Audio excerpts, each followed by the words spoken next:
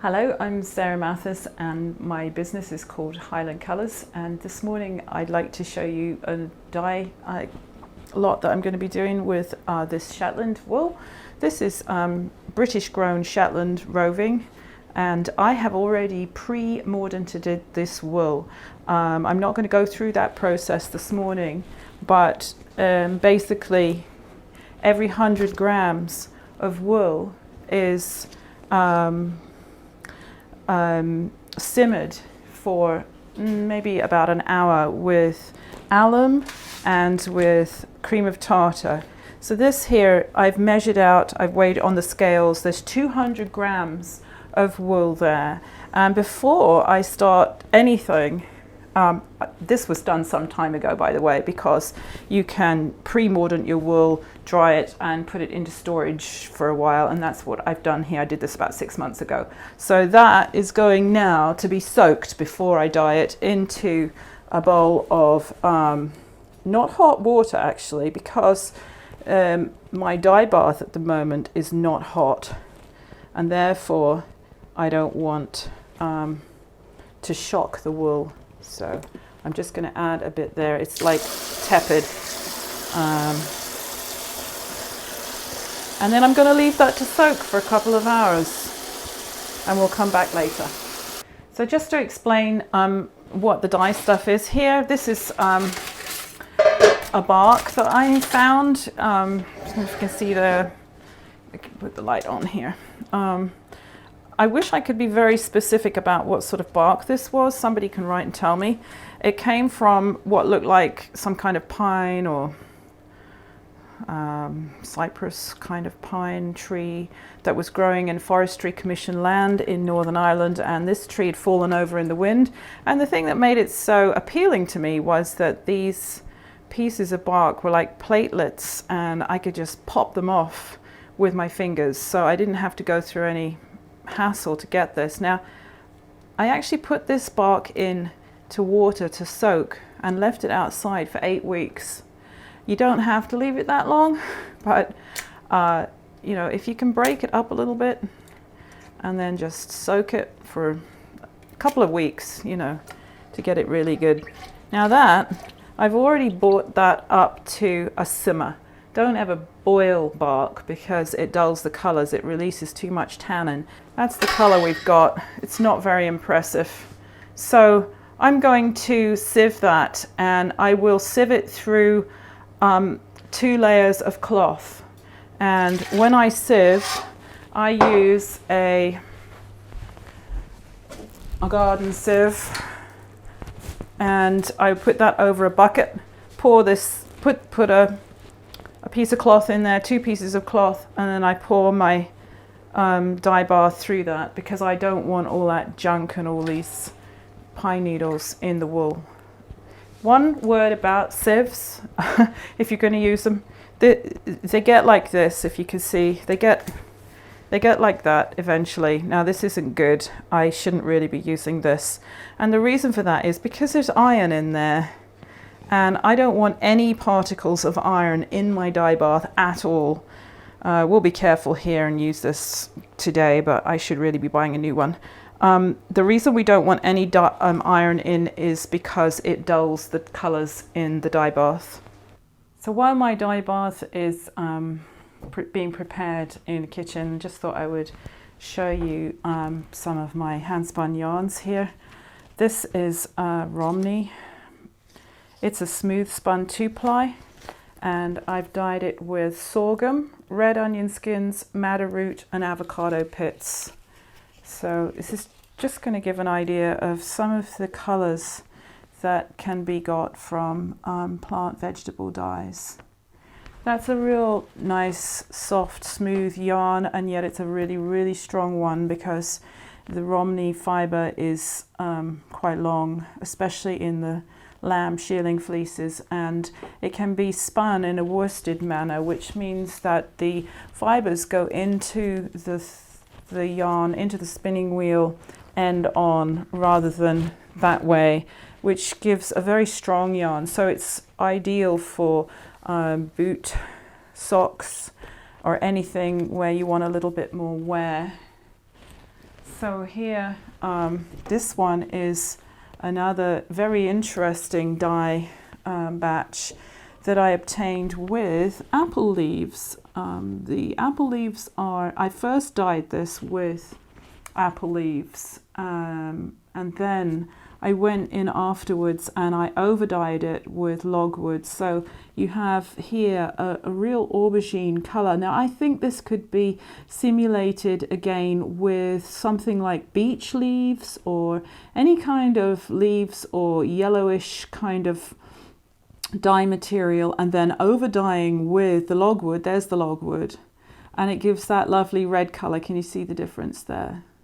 That's really, it can be quite a hard color to get with natural dye things, but here we have all the different grays. Ryland's a lovely fibre to work with. It's a crimpy fibre. It was originally, I think, not originally, but Elizabeth I insisted that her stockings were made from Ryland wool. It's an old English sheep breed and is quite a friendly sheep. It has a lot of fuzzy fur that comes up and around its face, so it looks quite a nice sheep. This one here is a little bit on the springy side. Now what I mean by that is I would not knit children's wear with that, but I would knit boot socks, mitts, hats, anything like leggings. Or this one here is blue-faced Leicester. Now the dyes on here are logwood and madder root and lac. I bought this fleece from a farmer in County Tyrone and spun this yarn, and it's really beautiful soft yarn, this one. Again, you've got the purples, and this is deep reds here of lac, and the madder root is the reddish color in there. You can see the difference. I want to show you this blue-faced Leicester. Now this is a curly lock spun yarn. I have dyed this with oak leaves that I picked in County Fermanagh, and it's dyed, the oak leaves are this, let me open it up so we can see it properly. This is the oak leaves, the grey here, and this is really silky soft, very soft. You can wear this next to your skin, around your neck, and it's spun like this so that all the locks kind of just dangle off it. I love this yarn.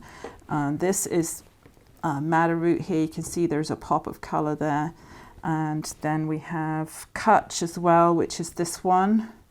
That's a sort of a very warm light brown color. So I do these smaller skeins because a lot of people like to have different fibers in one garment. So if you look on my Etsy shop, you'll find there are packs with one of these and one of these and one of something else.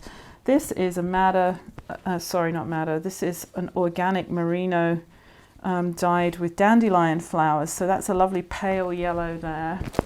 Then we have one here which is again organic merino, and this one's been partially pre-felted to give it some durability, but it's not like felt or anything, but it's a single, and that means, like, if you look here, you've got two threads plied together, you can see that, and this one you have just the one, and it's done intentionally thick and then thin in places. You can see they're thin, and this is dyed with weld and onion skins and coreopsis. The coreopsis is this color, and the onion skins and the weld are the yellows that are in there. So just put those off to one side. Again, I find when I go and I buy fleeces from breeders and I look at them and I think that just has to be spun one way or spun another way. And when I got these were little tiny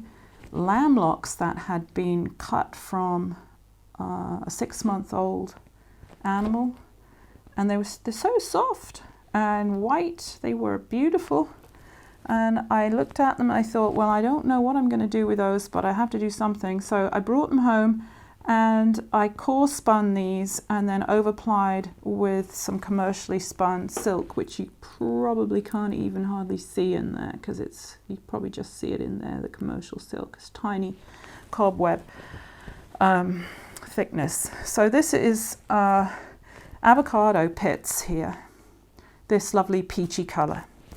And then the pink is lac. So that's a real fun yarn and a super bulky yarn. Here is mainly organic merino. I have a little bit of Wensleydale locks, Teeswater locks, silk, and Blueface Leicester locks in here. Basically, this is what I call a stash buster yarn, and I get a lot of leftovers from my yarns and from my dyeing, and I just put them all together and make a really fun yarn. So you can see I'm not even going to try and explain that one. That's in my shop at the moment. That is a super bulky yarn with lots of texture to be great for some kind of art weaving. Some groups of other yarns here without going through all of them. These are just all dyed with natural dyes. Oh, here we are. This is the other one that is spun from the same stuff as this. And again, you can see all these yarns are slightly different because, of course, the fleeces are slightly different, but you can see the little lamb locks there, and this was madder root and logwood. This is one of my particular favorites. I like this, but it's a very thick yarn, so you know, you wouldn't be knitting a whole sweater in this, I don't think. You'd use it in art weaving or as edging or anything like that. So, okay, so I think we probably better get back to the dye pot and see what's happening with the bark.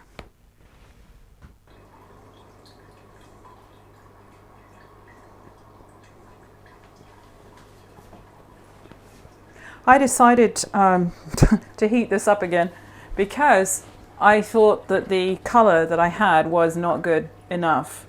So I think I've got a bit more depth of color now. So I'm just straining this through. If you just look at that against the white coverage, you can see there's a little bit of a reddish tinge to it. So I'm just pouring this here through here. And some of these dye pots get so heavy. They get quite challenging to lift. Okay. Right, so I've strained off all the liquid in here, and that's the bark that's left over here in this other pot, which I'm going to just put to one side for the moment. And then this is going to be poured back into a fresh dye pot. Use stainless steel dye pots always, or enamel. Don't use aluminium. Not a huge amount of dye value in there, but probably enough for my 200 grams. I normally dye 400 to 500 grams at a time. Okay, so when you've soaked your fiber like this, it can be very unwieldy to try to squeeze this out and put it into the dye bath. So the way I do this is I will use my sieve again and just give that a rinse. Got one of these handy taps with a spray on it, which is really useful for this kind of thing. And I will pour that there, and instead of squeezing it with my hands and making it into felt, I just do that because we don't want to felt this. And then I use this very inexpensive spin dryer that I got from Amazon, and I think it was £80 or something, and I just plop my fiber into it and I spin it dry, and that way it has no hand contact and it doesn't felt. So don't use the washing machine spin cycle if it's a side loader. Top loaders you can, but the side loaders tend to do all this kind of load kind of maneuvers, and so the fibre gets all felted up in there. But top loaders, good job, because you're just literally putting the lid down, spinning it, taking the lid up and pulling it out. So I just spun that out for 30 seconds, and now I'm pulling very carefully the fibre out of there, and you can see it's not had any felting at all. And now I'm going to drop this in here. I don't tend to drop it all in a bundle because it can, if the fibre folds in the dye stuff, you can get white areas. So I tend to do this quite slowly and just, this is actually, you know, just, it's steaming, but it's not that hot. Here, this, I don't know what that is there. Yeah, I just do this slowly, and I'm just going to leave this to sit here overnight, probably. We want the dye to get round all of the fibre. Now, if I were to put dry fibre into here, it wouldn't take the dye up at the same rate all over it, because there would be pockets of air.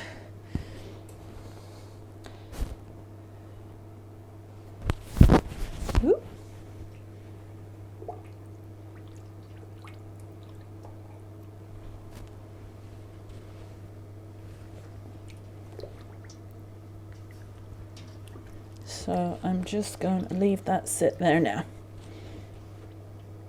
without any more touching it. And we'll come back later.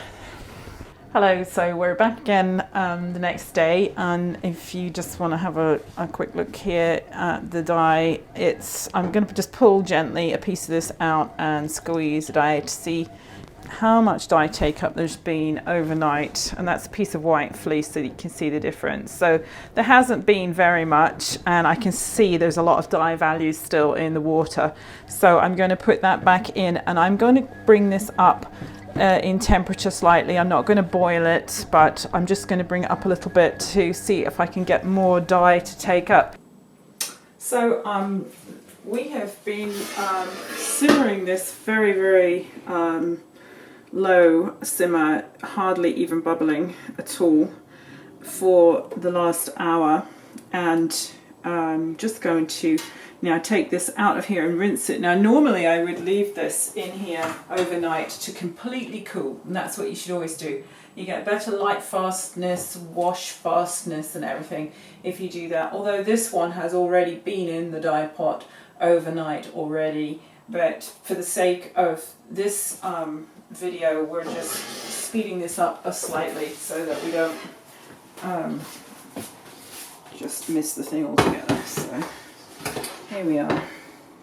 I'm going to pour this off. Now, you could save this and get some more colour out of it, but for my purposes today, I'm just pouring it off.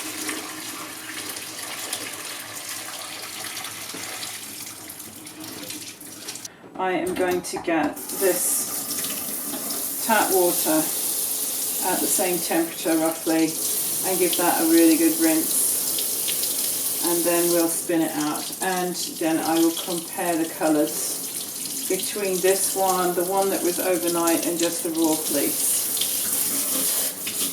Okay. So that's pretty hot. Turn that down a bit so that that's not going to felt the wool. So that's got quite good colour dye take up there, I think. I'm pretty happy with that. So I'm going to just, I've rinsed this well, and I'm going to just spin dry this just like I did before. That needs to just gently be put in an equal way in there. I'm going to turn this on and spin this out. So you can see the waste water that came out of the spin dryer from spinning that bit of fibre there is almost clear. So I'm happy that there was no more dye really left in that fibre. So I'm happy with that. Okay, so this is the fibre now coming out of the spin dryer, and I just want to lay that on the work surface over here so that we can see the dye value. So that was the white fleece. Just get enough light on this, sorry. That was the white fleece. That was overnight, and this was boiled for an hour, and I can definitely see a deeper shade in here. Now I probably could have got that even slightly darker if I had soaked that overnight and then re-simmered that the next day, not boiling it. But I'm very happy with that color.